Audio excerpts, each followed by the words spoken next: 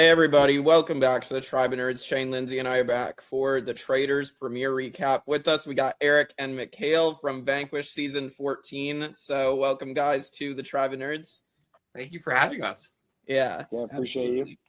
Yeah, so we're going to talk about this Traitors premiere just for everybody to know that we're only going to be covering the premiere and the finale, and it's probably good that we're only covering the premiere for now because we're in mourning. We're mourning the inspiration for this podcast, Rob Cesternino, and it's just so disappointing to see him go early. Ian Terry from Big Brother. I just feel like we're mourning the nerdy players from reality TV, and it just sucks.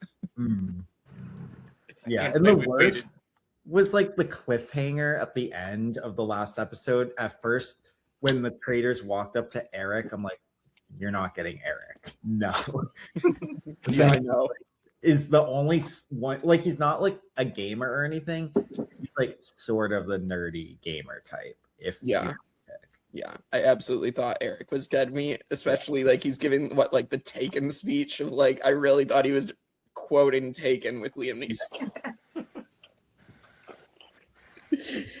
Neeson. Any other thoughts in general on this on these premiere episodes? I think waiting 20 years for Rob to come back for one night is I think the mourning that we're all dealing with right now. Yeah.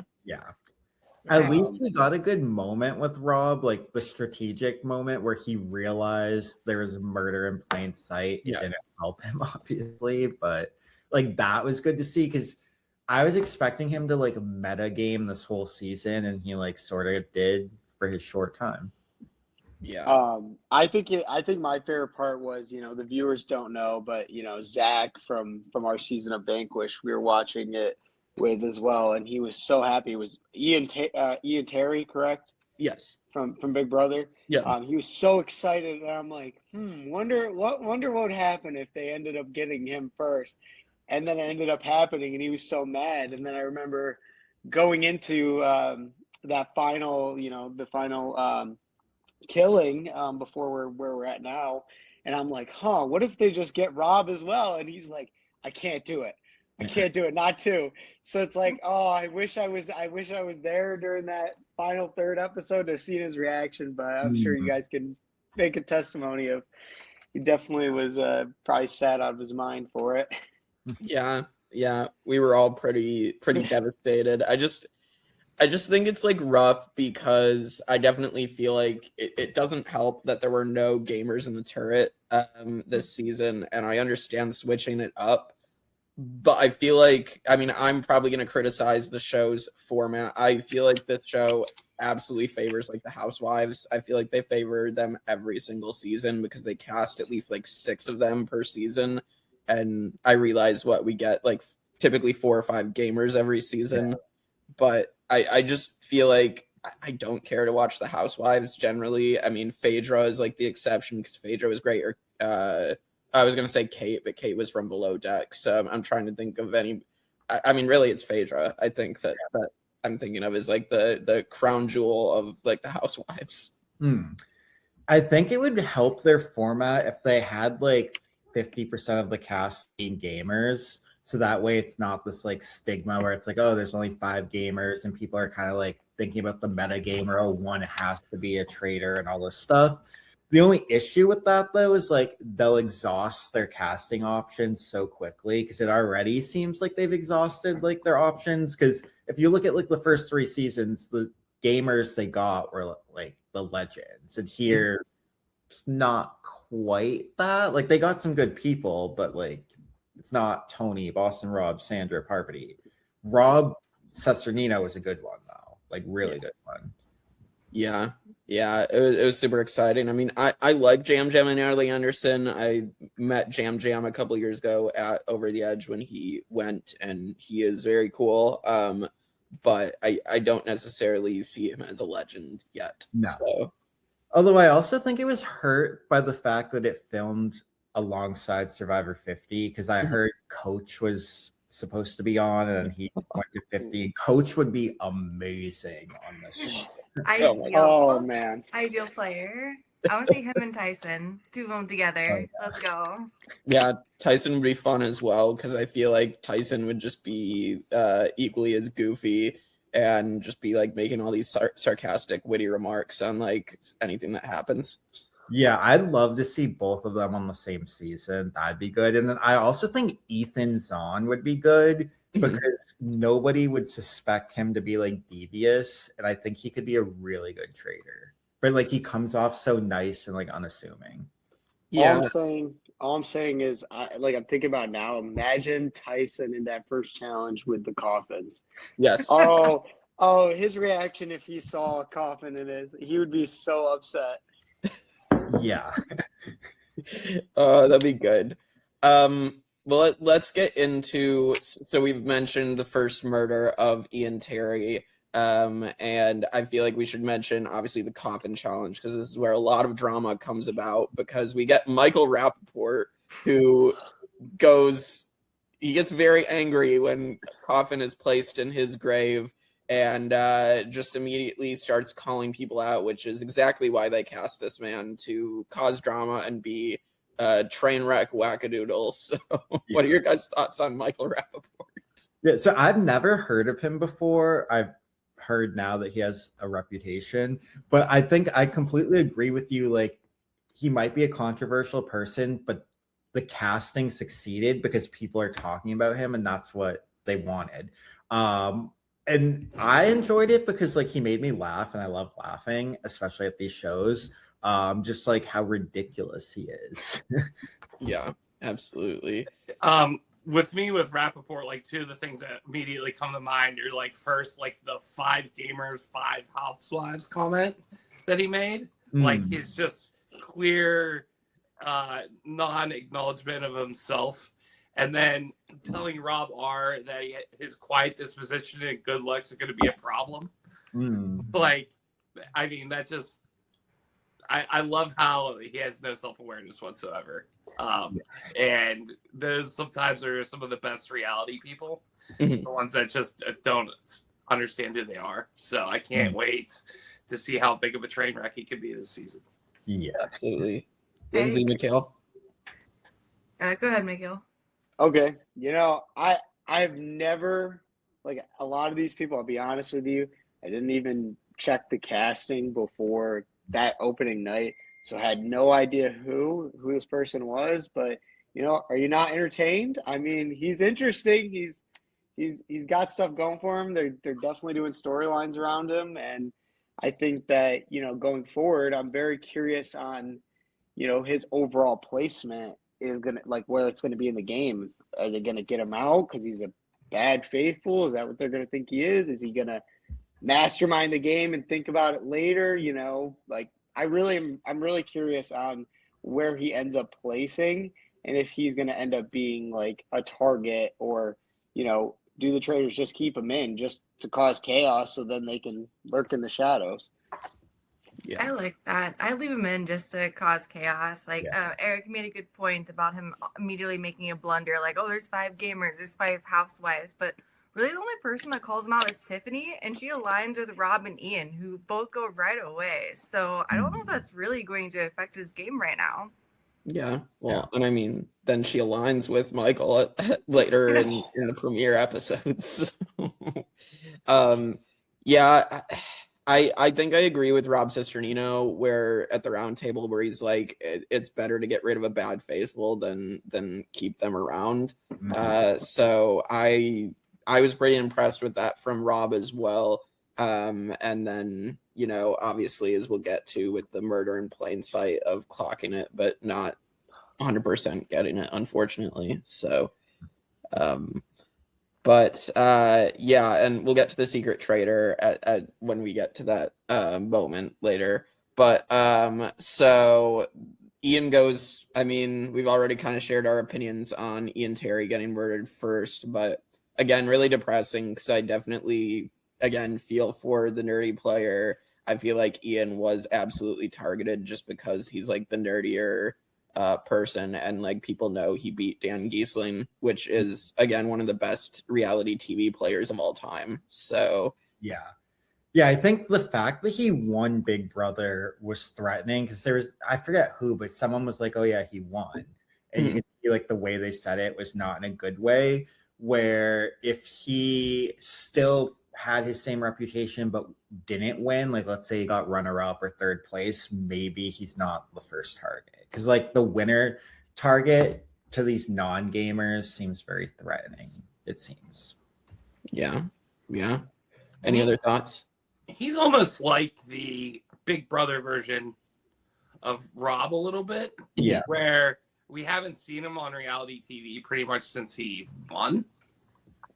Correct me if I'm wrong on that, right? I guess he had played Big Brother again. Yeah, he was on season 22. I didn't watch it though, I but didn't watch it either, but he didn't have as good of a run there.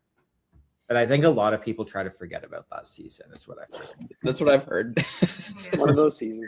So for all intents and purposes, he hasn't played again. Any other thoughts on Ian? I mean, all I gotta say is, I mean, you know, I don't know where they go when they're murdered or banished. I don't know if they go to like another house and they hang out. But all I'm saying is, if there's like a Ponderosa for Traitors, you definitely got Rob C and Ian. They're just like hanging out, like, dang, we got this, we had this, we were getting on the right track, and it's like not too soon. So I give props to the Traitors. Like they knew who to take out at the right time, for at least for these two, in my opinion. Yeah. Lindsey, any thoughts? As much as I'd want to win the Traitors game, I kind of want to go to Ponderosa with Rob and Ian. That sounds more fun to me. Yeah. I also know that Rob and Ian, so Ian had played when Rob Cesternino and Dalton Ross did the reality game masters back in the day, like 10 years ago. It was like they had a bunch of reality stars play Risk, or 6 reality stars. So it was like it was Ian, it was Cochran, it was Sophie Clark, Stephen Fishback, I think it was Eric Stein, and I can't remember I think it was Matt from Big Brother. I think Hayden Moss's season. So yeah, so that was like the crew that played Risk together, and I think Ian went out first in that as well. So Didn't catch a break. Jeez. yeah. But that's a pull. But yeah, Rob and Ian have known each other for a very long time. So but yeah, so Ian gets murdered first, and then we are going to get to the first banishment. We haven't mentioned Ron much at all. I do like Ron. I think he's a fun character, and this is where he's going to end up coming out and putting a target on Porsha's back, because Porsha ends up misspeaking several times about she killed Ian. And like I'm just shocked because I've never seen someone misspeak this many times. Like, it's one thing to do it once, but she does it like 3 times. Yeah. I'm shocked that you didn't catch yourself saying this stuff. Yeah. The first time she slips, I don't think it's as egregious. It's like she's talking about, she says, when we kill a faithful at the round table. Mm. And I don't think that's as big of a slip up as she does later on. Mm-hmm. Yeah. Like if someone like Tiffany said that, I'd be like, oh, that's a big slip up because Tiffany's a gamer. She knows how the games work. It's not kill, it's banishment. But like Portia's probably never seen the show before. So it's like kill, banish, same thing. Right.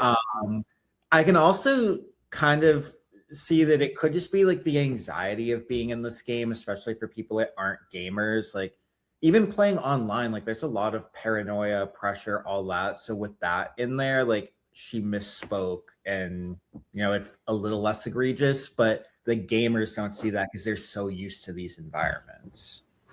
Yeah. Yeah. And I mean, like, as someone in some of my games that I've played online here, I have had times where I've either just like said something really stupid or like, I feel like we probably all have had those moments. Yeah. You know, I got to give credit to Ron. You know what I mean? He stood up in that, you know, kind of knight in shining armor kind of role and been like, hey, this is the information. He had factual information, like he had good information, and for it to be wrong, like it puts him in such a bad position. Like, you know what I mean? And it's like, I feel so bad for him because I'm like, you had it, Ron. You had the information. Like, it's just unfortunate that she did have so many slip ups. But I mean, if I'm the Traitors, like, again, I give him props again because I'm like, I remember when we were watching, I'm like, Porsha has to go because I believe it was Candace, right? Was next to her, right? And Candace was like backing her of like, no, she's definitely a faithful. So then when she ended up turning out to be a faithful, it's like, okay, now we can get some heat back off of Candace's back. You know what I mean? There's less sus now because it's like proved that that person was a faithful. So it's like, why wouldn't she be faithful too? Yeah, I don't know if Candace meant to all the way, but definitely take some heat off her back. I don't know if I see her going to the end for the Traitors. I think she'll fizzle out a couple episodes in, but I think she just bought herself some time with that move. Yeah. Yep. Conga line gate. We got to talk about that too. The what gate? The Conga line gate. Oh yes, the Conga line gate. Yes, we will absolutely get to that. I did want to bring up. I do think Candace is one of the housewives that is like that I think she's playing a good game. I think she's interesting enough. So I will give her props there. It's just that we are getting housewives who I still don't even know who they are yet. Yeah. So, and I'm sure we can talk about the Traitors a bit more in a second. I mean, why don't we just talk, because we haven't talked too much about them. So we have Lisa, we have Candace, and we have Rob R, and we'll get to our secret traitor later. But I don't know. How do you guys feel about these Traitors? Because I think Candace is definitely the best of the three, and then the other two, I think Lisa is just kind of nothing for me, and then Rob R just comes off like a douche. So I agree with that. I don't know why, but I can see Rob R winning as a traitor. I could see it as much as like I just don't find him that charming, to be honest. So I will say that I like Candace and I do like Rob R. And he even calls Candace out for talking a little too much and getting herself in trouble, and says he doesn't know how long he's going to be able to work with them. So like, I think Rob R actually has his head in the game a little bit, and later on, and we're going to talk about it, but I think he's really the one that drives that decision to do the killing in plain sight. So yeah, I don't mind him as much as I'm just not a huge fan of Lisa. yeah, I think the other two Traitors are definitely entertaining though. Yeah, I agree. Sorry, Shane, go ahead. I was going to say, it's almost as if Rob R prepared for the season by only watching last season, and he saw another Rob and he focused on that Rob because they have the same name and it's Boston Rob, and he's trying to play a little like that style. And I can see him copying Boston Rob and like betraying one of the Traitors later on. yeah, I can definitely see that too. I also just find it interesting and unfortunate that like Rob Cesternino gets targeted by another Rob in both All Stars, and then this like Can't catch a break. And his Yeah. third boot again. yes, Again. exactly. It's just super unfortunate in both cases. But as Mikhail brought up, we get the Conga line gate, so they have to murder in plain sight, and they have to burn a card, which is something that is very hard to catch. Like, I don't, again, blame Rob Cesternino for not being able to catch this, because it's like not really as risky as I think it should have been. As opposed to like Dan and Parvati had to like, and Phaedra, like they had to get someone to drink out of the cup. Obviously they got Ekansu, Lord not Ekansu. But like that's completely different than just burning a card. And so then Candace is gonna get everybody else into a conga line, and we get Rob Cesternino being like hiding from the conga line, which I thought was funny. Yeah. I almost wish they had to do like some interaction with the person they wanted to murder, so it'd be a little more obvious, and that way it gives that person a chance to catch it. Because like Rob caught it, but he didn't know it was him because I think he assumed they would have to interact with him in some way. Right. Yeah. I think my honestly favorite part, pull it back up on Peacock streaming and take like zoom in and take a screenshot of it, frame it, of just Rob looking out, seeing the conga line and being like, Heck no, I'm heading back the other way. It was top tier cinema, and it was just so funny. I honestly, I think that was probably one of the most entertaining parts of the whole 3 episodes for me, because it was just Rob's like, I know that this conga line is sus as heck. Yeah. And it's like, he's like, I'm turning right around. Let's figure out where this is out. But then it's like, he goes to the kitchen and it's like, the people you're talking with very well could be a traitor. You know what I mean? So it was interesting that he just kind of gave that information up very easily. And then I believe, right, he was talking to Candace in the kitchen, correct? Yeah. Yeah, and I'm like, Rob, you did so good. You were on the 1 yard line. You were doing so good. And then you revealed it to the traitor. It's like, of course they took you out. They had to. Well, I'll say, to be fair, Candace, that's not the reason why Rob got taken out. I mean, maybe it would have been had like Candace told the information when Rob was still in the game. So I get that, but it ended up being he was targeted even before that by Rob R. So I don't think it was as egregious, but I guess maybe it would have been had he still been in the game. True. Yeah, I think my one critique of Rob is just keep that information at Tiffany. Like, you clearly said that you trust Tiffany. Like, if you think that's going on, just keep that with Tiffany. Well, like, why are you going to other people and also saying it? Yeah, because even if he doesn't get murdered that night, once Candace gets to the Traitors, he's not long for this world, you know? Yeah, I will agree with that. I did think it was I think it was probably a definite misstep on his part anyway. But I find it interesting. I definitely thought that the Survivor players would group up. I mean, at the gamers, and like we didn't, like we saw the one interaction that Rob had with Yam Yam was like, Yam Yam is like throwing me under the bus at breakfast, and we just didn't see much else between him and Yam Yam or him and Natalie Anderson, which I found was interesting. Agreed. But I did like Natalie playing. Like, she did come out a little aggressive, which I expect from her. So as far with Yam Yam and Rob, like, Natalie to me is my favorite performance so far in the game. Yeah, I see her going really far. Like, I feel like, I mean, I saw that with Carolyn last season as well. And then here, I think Natalie's probably going to make it the farthest, especially since we have Yam Yam and Michael Rapaport feuding. Like, I think that's going to end in probably both of them going out. So. Duel of the century right there. Yeah. But like we have the throne challenge I did want to mention, because this is what sets Michael Rapaport off again, is that Yam Yam doesn't let him sit on the throne, which is just wow. Just I've never seen somebody that upset that they don't get to sit on the throne, that their self-proclaimed throne that they want for themselves. So anyway, I like how he's like, I thought we were all going to have a chance to debate who takes the throne. It's like, it's not how this game works. Not at all. Not at all.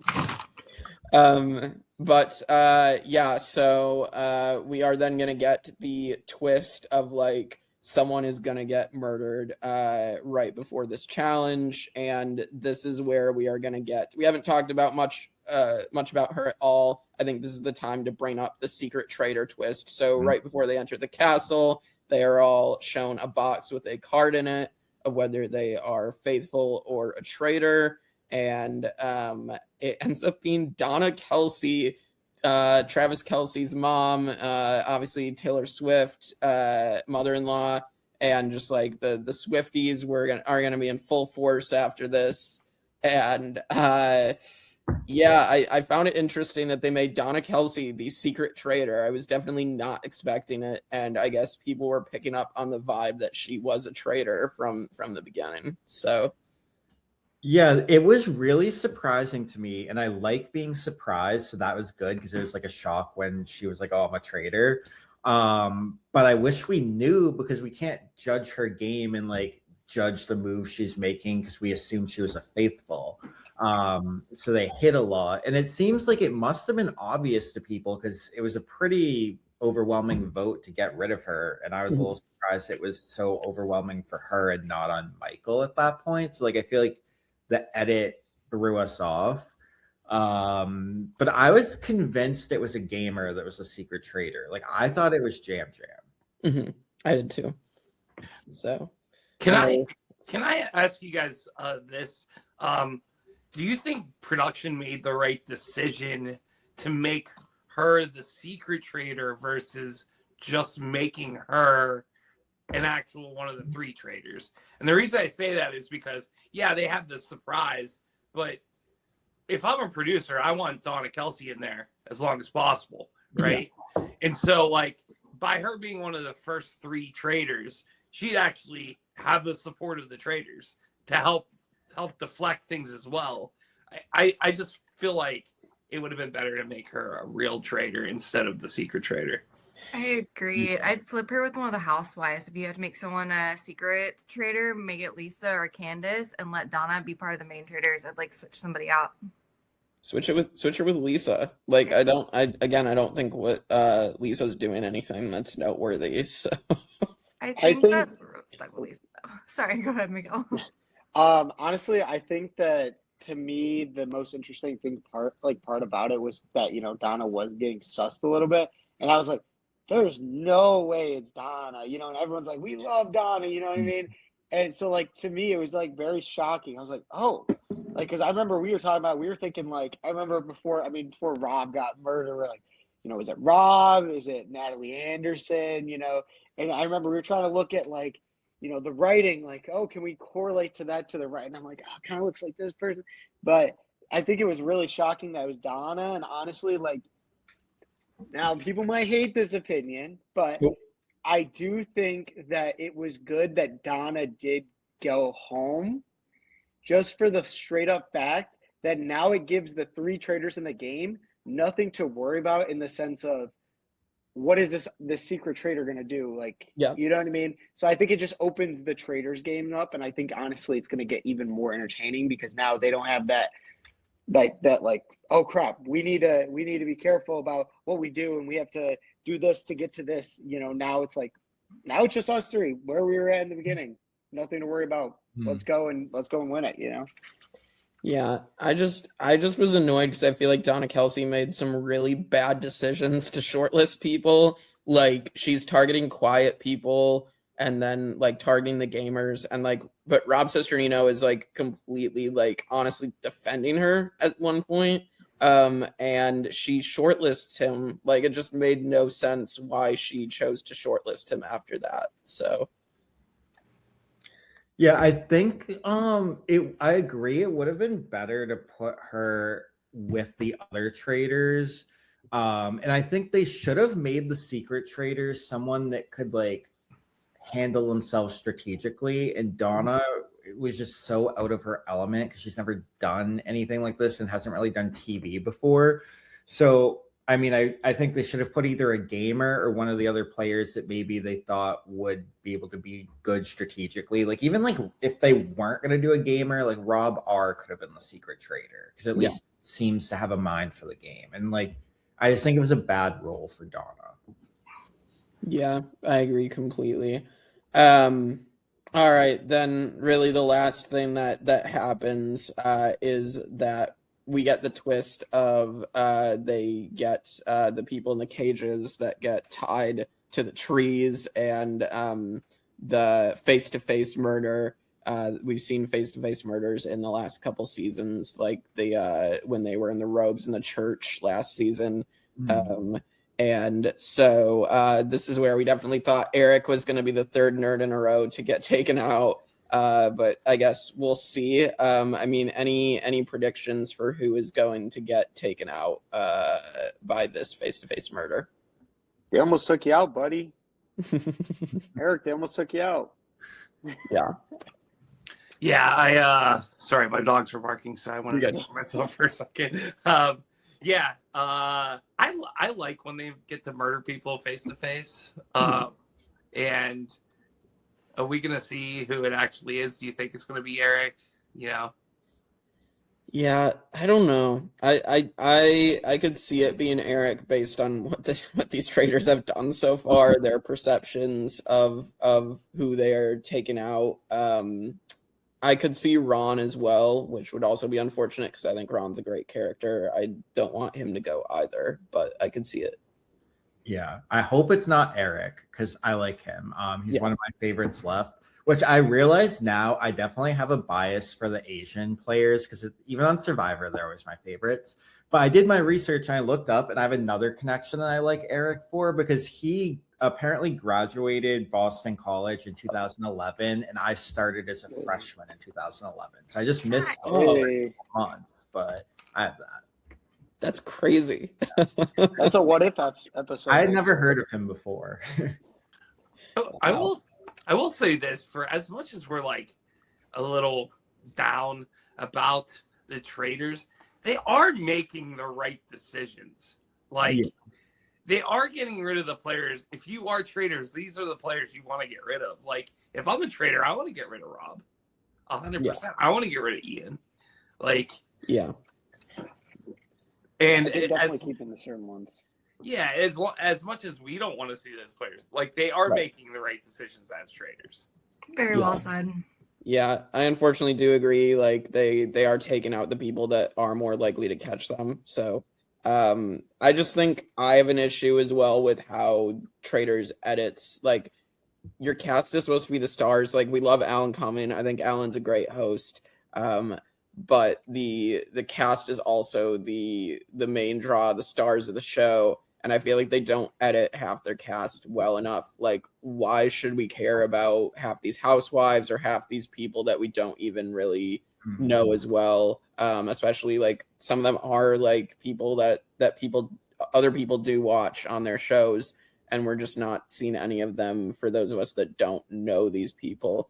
So I just wish Traitors would edit their cast better. And I do think like the challenges do need to change somewhat, although sometimes it does bring drama. But I think, again, that's based on your cast. Like you have Yam Yam and Michael Rapaport, who's there to cause controversy. So that's just based on their cast that they have. Yeah, I agree with that. Yeah. Especially the challenges, because it just seems like there's no point to them and they're just trying to like put them in just to do something. Which I get that, because even like with the online Vanquish games, when we do Traitors, we're kind of like the players expect to have challenges, like they want to do something other than just strategizing, so we add some in. So maybe like producers are kind of saying the same thing, like we need something to spice it up, but it just seems so pointless. And at least they changed it this season. But in the past, like they have the timers, and it just seems like the timers are fake because they always get it at the last second. And I think like maybe they've heard the rumors that everyone thinks it's fake, so this time they actually made it real. But yeah, I don't know. It's just the challenges aren't doing it for me. I will say this. I will give them a little bit of credit. I think the challenge with the coffins was interesting because they're utilizing it to okay. So these are the only people you're going to be able to that would be available for murder tonight. So I liked that kind of idea with it, and I do like the idea with the thrones because 3 people then are fighting over shields. I think that they need to get away from this. Oh, this is how much money the house has earned. Like, just make the amount a certain fixed amount and have the challenges about safety. Yeah. I can see that. I do think the challenges are getting better. I do think it's one of the less interesting parts of the show, but I could not tell you a single challenge on season 1. I can think of the one with CT and Trishelle from season 2, and then last season with Tom singing to a doll. That's it. Yeah. So this is a little bit better so far, challenge-wise. Yeah, I agree. I think it's Tom, the Tom Sandoval moment, and then Kate pissing everybody off by not pushing like the barrels. Like that's the challenges I remember. So, and then the ones this season with Michael. So, I did want to ask, do you guys think that there's a way that they could do the secret traitor longer into the season that it's more of like a mystery for us or more in the eyes of the faithful? Yeah, I think they can definitely do that. I think it would make it way more interesting for us to be guessing. Like, I think there's shows that do that really, really well, and that's what I love about movies like Scream, is that you're guessing like who the murderer is the entire movie, and they're laying the breadcrumbs. And I feel like that's definitely something that Traitors is missing. Have you guys watched the UK version? Apparently they had a secret traitor on what, I don't know if it's currently airing or if it's done airing on the UK version that's going on right now. So I don't know how long that went, but maybe that's the format they were trying to do. I did hear that they had done it. I'd seen a clip of someone where they did have the secret traitor get revealed to the other players immediately. So I think that's probably what they should have done instead of what they ended up doing. Yeah, it definitely didn't help Donna. No.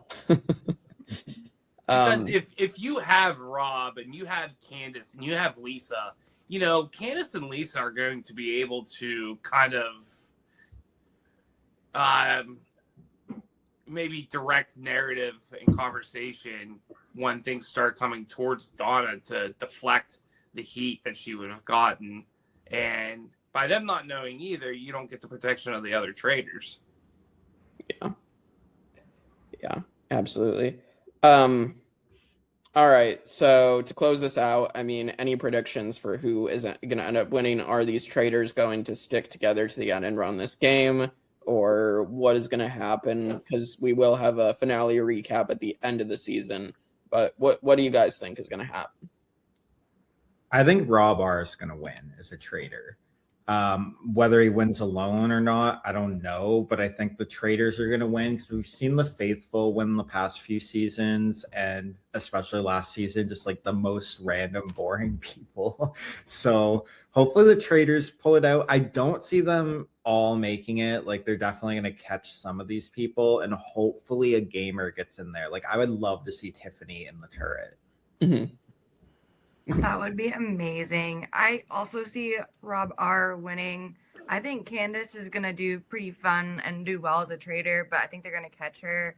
And with Lisa's connections to the housewives and then her being on Dancing with the Stars with Mark and I think Johnny Weir, quite a few other people too. I think she's going to coast a long time, but not quite win at the end, which I think Rob R can. Honestly, I'm kind of jumping on the Rob R train here. Choo. Honestly, I will say, out of all the traitors, Candace has probably been my favorite. In my opinion, is the one that's been doing the heavy lifting. So, like, I would love to see her go far. But I think, and don't quote me, but if you look at the original night with the traitors about, hey, let's all work together. Like, let's not. You can see slight hesitation in Rob R.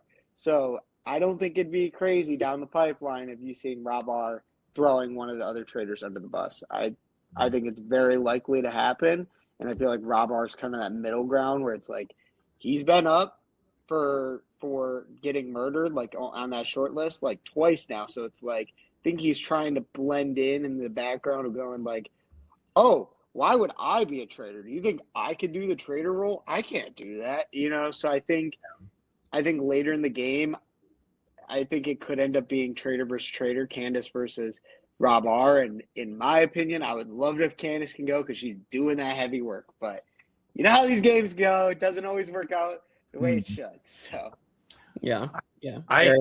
I think Lisa and Candace are going to get themselves in trouble once they start trying to go after specifically Mara, because I think Rob R is going to use Mara as that faithful.